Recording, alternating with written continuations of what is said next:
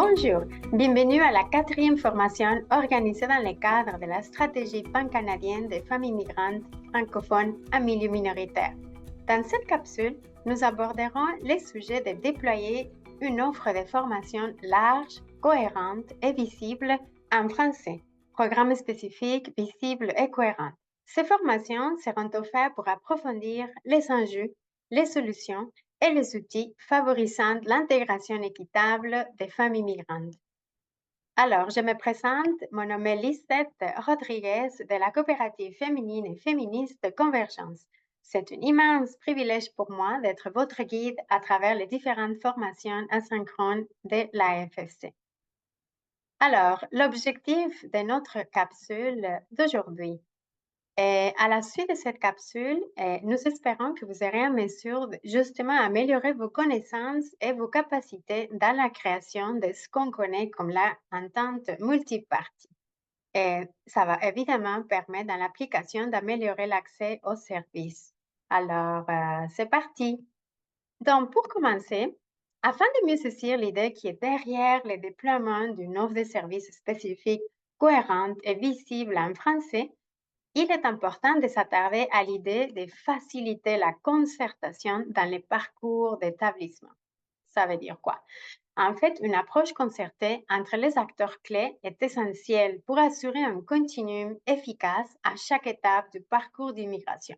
Et cela passe par une collaboration intersectorielle renforcée et aussi la mise en place d'ententes multiparties qui vont favoriser des solutions durables et adaptées aux réalités des femmes immigrantes francophones. Donc, c'est un peu ça que ça veut dire la concertation. Et lorsqu'il est question justement de la concertation, il est important de faire quelques distinctions. Les premières, d'une part, ça va être de bien saisir le concept action de se concerter. Donc, ça veut dire de réunir plusieurs parties prenantes pour organiser, projeter quelque chose. Donc, il s'agit d'un processus de discussion et de délibération qui va rassembler les parties prenantes, que ce soit des organismes ou autres, pour concevoir des solutions à un problème commun. Tandis que de notre côté, on a à préciser le terme partenariat qui, lui, désigne toute relation dans laquelle les parties, les partenaires recherchent un bénéfice mutuel dans la poursuite d'un objectif en commun. Et les raisons, pourquoi est-ce que les organisations sont encouragées à créer des partenariats? Donc, les raisons sont vraiment multiples. On va réviser quelques-unes des raisons dans ces diapositives-là. Donc, premièrement, on veut générer de bonnes idées et approfondir du savoir-faire de tout le monde. Donc, ça va augmenter la portée d'un projet. On va disposer de plus grandes ressources en se mettant ensemble. Et il est possible d'imaginer que les actions engagées par les partenaires peuvent se situer à différentes étapes du continuum de collaboration. Donc, en premier lieu, comme vous voyez à l'écran, il est question du réseautage. Le réseautage désigne la mise en relation des partenaires d'un réseau de contacts favorisant l'échange d'informations.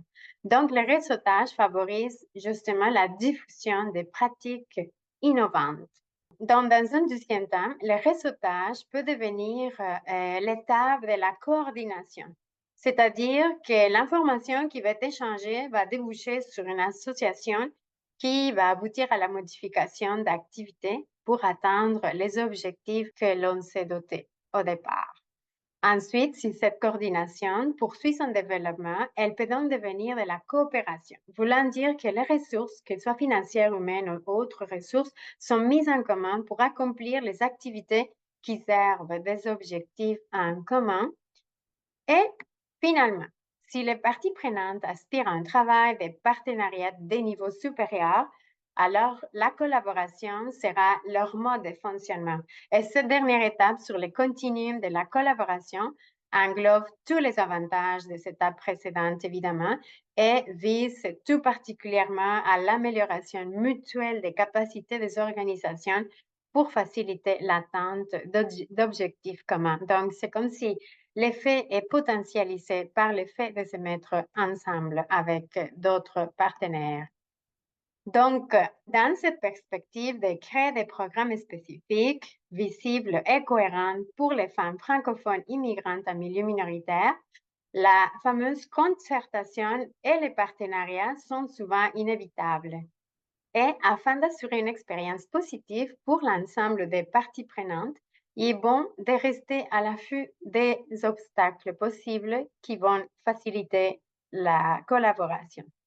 Donc, quels sont ces obstacles? On va faire un peu le tour sur quelques obstacles possibles. Les premiers obstacles possibles, ce sont les objectifs et les priorités non clarifiées. Donc, malgré toutes les bonnes intentions des parties prenantes, parfois la compréhension des objectifs à atteindre et des priorités à mettre en place n'est malheureusement pas la même. Donc, pour remédier à cette situation, évidemment, il est important de revenir à l'évaluation des besoins, ce qui veut dire d'identifier clairement quels sont les besoins auxquels nous souhaitons répondre dans la communauté. Donc, cela va vous aider à déterminer quels sont les types de partenariats les plus pertinents et réalisables pour vous. Et si vous n'êtes pas familier ou familière avec la création d'une entente impliquant plusieurs partenaires, commencez par des collaborations de plus petite envergure et plus ciblées. Donc, cela peut signifier, par exemple, travailler avec un seul partenaire pour commencer ou sur un projet à plus petite échelle. Également, pour l'alignement des intérêts, les entreprises et les organismes communautaires et aussi les institutions publiques ont souvent des objectifs et des priorités différentes, voire contradictoires. Par exemple, les entreprises peuvent se concentrer sur la rentabilité, tandis que les organismes communautaires, eux, vont privilégier les bien-être social et les institutions publiques, par exemple, cherchent peut-être à appliquer les politiques gouvernementales. Donc, il est essentiel d'identifier les besoins et les intentions réciproques des partenaires. Cela mène donc à de la négociation et des compromis. Établir des ententes nécessite une négociation et parfois des compromis pour aligner les objectifs, ce qui peut parfois être un processus un peu plus ardu. Et un deuxième obstacle possible, ce sont les problèmes de communication et de confiance.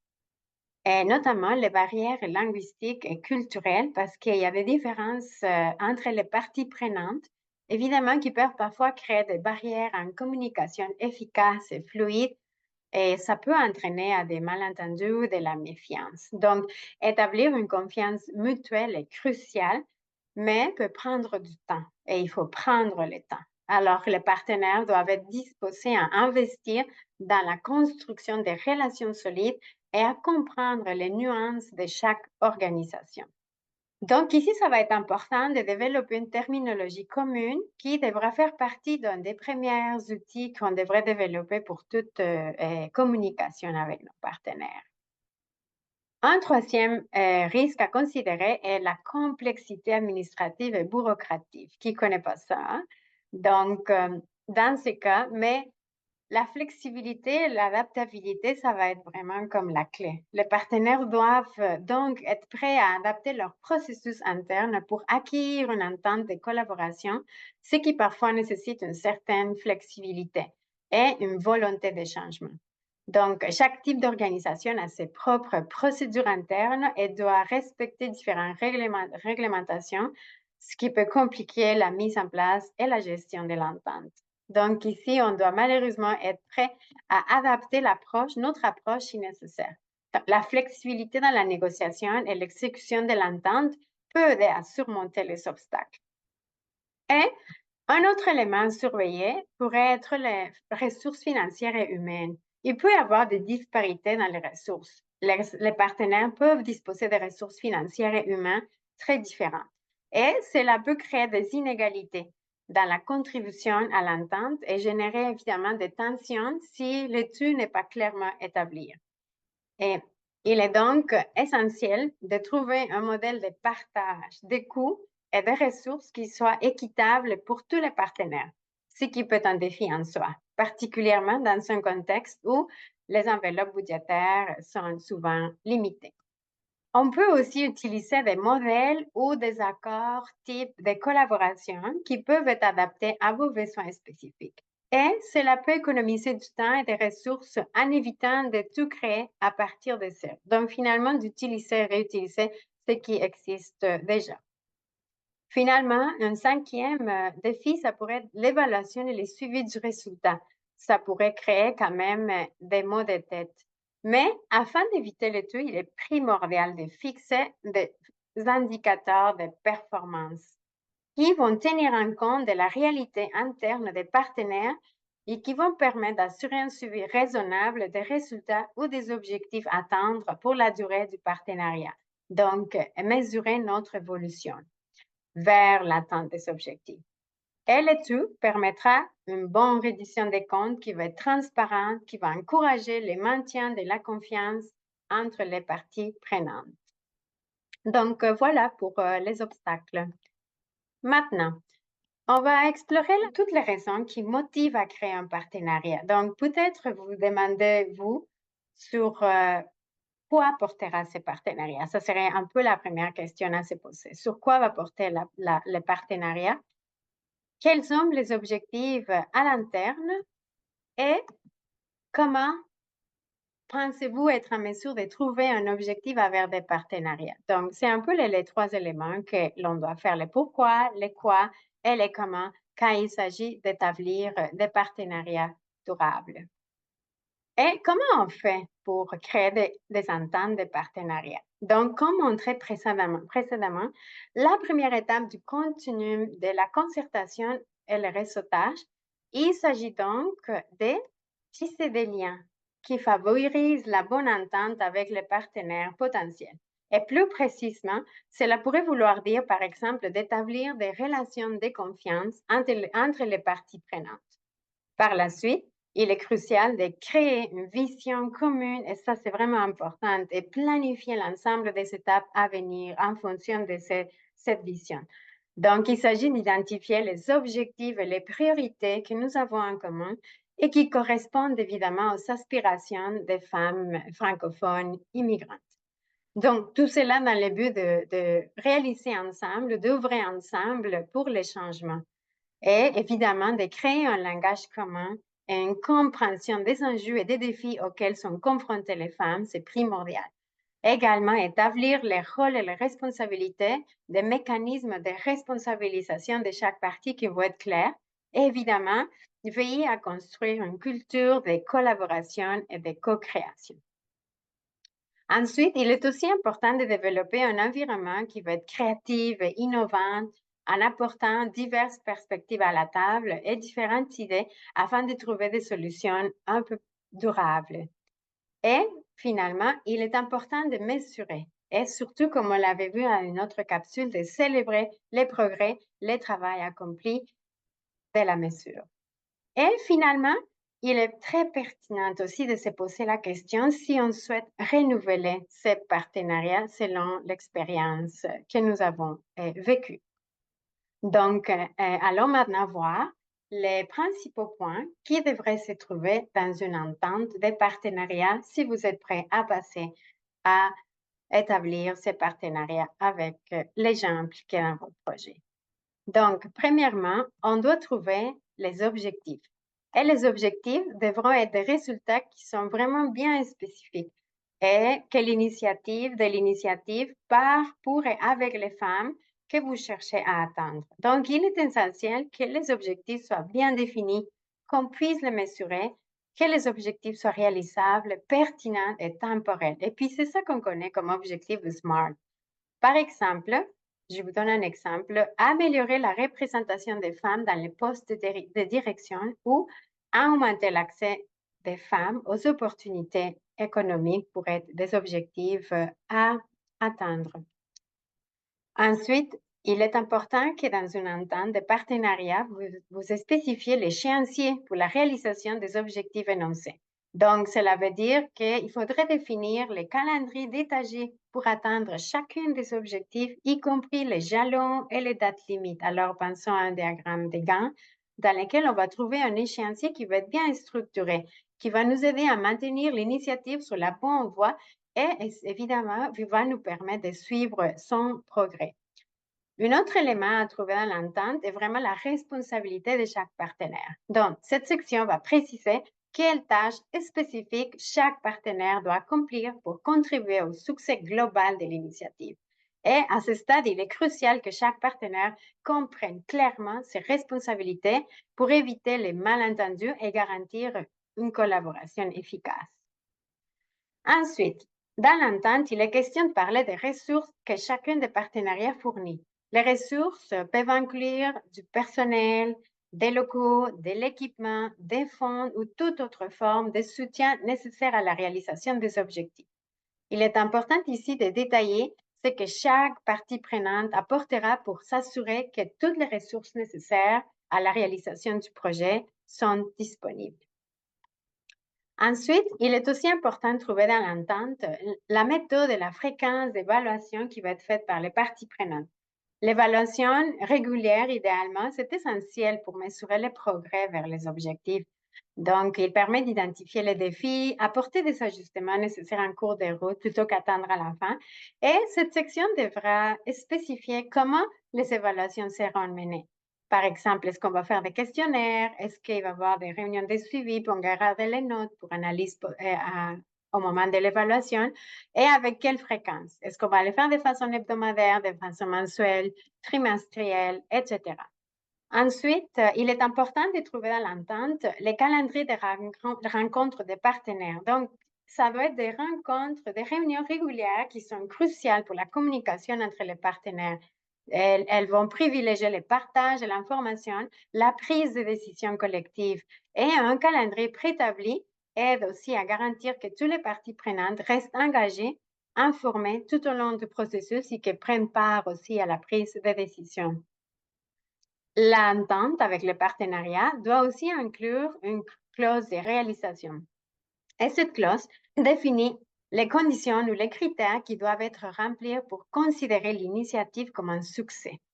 Donc, elle peut, par exemple, inclure des indicateurs de performance clés connus comme IPC, tels que par exemple le nombre de femmes formées ou le taux d'emploi qui a été amélioré ou tout autre résultat qui va être tangible et attendu, qui va nous permettre vraiment de mesurer les niveaux de réalisation du projet. Alors voilà, nous avons les éléments qui doivent être inclus dans une entente de partenariat. Et lorsqu'il est question de partenariat, il est aussi tout à fait envisageable de réfléchir à plusieurs éléments. Donc, les partenariats stratégiques. Les partenariats stratégiques ou l'établissement des partenariats stratégiques vont marquer un changement dans la manière dont nous relevons les défis et saisissons les opportunités. Donc, c'est vraiment très important de garder toujours à l'esprit les avantages potentiels du partenariat pour votre organisation et la communauté que vous desservez. Et cela peut inclure un accès aussi accru à des ressources qui se potentialisent par l'effet d'être ensemble avec notre partenaire ou d'autres partenaires, ainsi que l'expertise qui va être partagée et aussi une plus grande visibilité parce qu'ensemble, on va plus loin. Et il est important aussi de communiquer clairement ces avantages à vos parties prenantes, y compris votre équipe, vos bénéficiaires, vos partenaires prenants potentiels. Cela peut aider à maintenir l'enthousiasme et l'engagement tout au long du processus et c'est des éléments que parfois on oublie malheureusement dans la réalisation des projets. Donc, ces partenariats offrent des combinaisons très dynamiques. Cela veut dire que travailler ensemble, c'est le fait d'unir les forces collectives et d'ouvrir les horizons vers des pistes de solutions novatrices. Et le travail en silo permet peut-être d'avancer à une cadence plus rapide, mais fonctionne en marge de l'interconnectivité des communautés. Donc, en s'efforçant d'aborder les questions d'intérêt mutuel, l'initiative d'entente multipartie peuvent évidemment faciliter le dialogue entre les parties prenantes, même si c'est parfois un peu plus long, promouvoir l'apprentissage intersectoriel, qui est vraiment des bénéfices à long terme pour les organisations, et peut aussi contribuer à élaborer des normes de conduite pour les organisations. Donc, on a tout à gagner de travailler en partenariat parce qu'ensemble, on va tout simplement plus loin. Donc, il est aussi important de garder en tête différents éléments. Par exemple, les besoins, motivation et les défis. Il est vraiment important de créer une vision partagée, un objectif commun et une synergie de valeurs qui vont permettre d'unir ces parties prenantes autour d'une mission significative, mobilisatrice. N'oubliez pas d'impliquer les bénéficiaires aussi et autres parties prenantes pour enrichir votre point de vue et aussi assurer que votre partenariat réponde à des besoins réels en respectant évidemment les concepts qu'on a vus à la première capsule par, pour et avec les femmes. Donc, connaître et comprendre les besoins, motivation et les défis de chaque partie prenante permet de créer une entente qui va répondre aux objectifs et aux attentes de tout le monde et d'aligner les objectifs. Il s'agit d'identifier les défis potentiels à un stade précoce et cela permet de développer des stratégies pour les surmonter, réduisant les risques de problèmes plus tard dans le processus. Il est également important de considérer les rôles et responsabilités et il ne s'agit pas simplement de dresser une liste. C'est une longue opportunité de tirer parti des atouts uniques de chaque partenaire. Donc, permettez à ces rôles d'évoluer dans le temps à mesure que les partenariats progressent en exploitant l'expertise que chaque partie prenante apporte à la table. La clarté et la transparence sont importants pour éliminer les ambiguïtés et prévenir les malentendus qui pourraient surgir pendant la collaboration. Et évidemment, il faut s'assurer d'une répartition équitable du travail et des ressources pour maintenir l'équilibre et la satisfaction. Donc, la responsabilité, c'est vraiment une partie d'imputabilité dans cet aspect-là. Ensuite, il est aussi important de regarder les stratégies de communication. À ce point-ci, c'est vraiment le fait d'être clair sur les stratégies de communication va être la clé. Parce qu'une communication efficace ne consiste pas seulement à transmettre des informations, il s'agit d'adopter aussi les styles et les préférences de communication des partenaires. Donc, soyez clairs sur qui sont vos bénéficiaires, vos parties prenantes, vos clients et assurez une communication régulière et transparente pour les tenir informés et engagés. L'intégration de leur boucle de rétroaction améliore la réactivité du partenariat à l'évolution des besoins. Un autre élément, c'est la confiance. La confiance est la base de toute collaboration réussie. Lorsque les partenaires se font mutuellement confiance, ils sont plus susceptibles à partager des informations, de prendre aussi des risques calculés et de travailler ensemble pour surmonter les obstacles. Donc, ce renforcement de la confiance entre les partenaires va contribuer à établir des relations solides et durables qui sont essentielles pour une communication et collaboration efficace et productive. Donc, voilà les éléments à considérer pour les partenariats durables. Donc, maintenant, passons à un autre point aussi important. Avant de terminer notre capsule d'aujourd'hui, j'aimerais vous partager des bonnes pratiques. Donc, peut-être vous demandez-vous quelles actions pourraient être posées afin de rendre les programmes plus spécifiques, visibles et cohérents pour les femmes francophones immigrantes. Donc, voici quelques pratiques pour vous inspirer. Il pourrait s'agir, par exemple, de constituer des groupes de travail sur les genres et l'immigration. Ces groupes de travail spécifiques devraient être composés de femmes immigrantes, de représentants d'organisations de femmes et de spécialistes sur les questions de genre. Tout ça, ça va permettre d'examiner les enjeux migratoires sur différents angles qui sont propres aux femmes afin de formuler des recommandations. Vous pourrez aussi considérer de prévoir une enveloppe budgétaire de participation.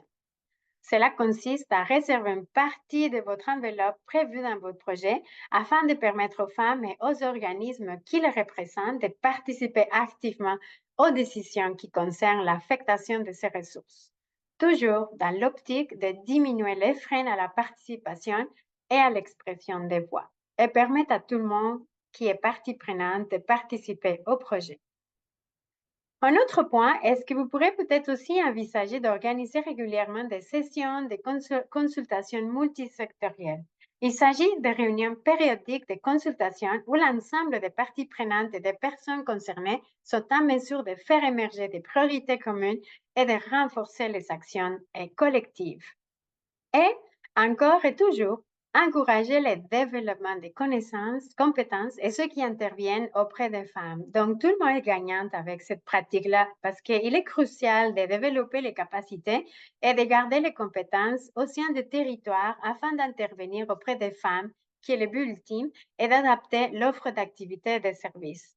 Donc, le tout dans une compréhension qui vise une approche flexible, qui tient compte des réalités socioculturelles.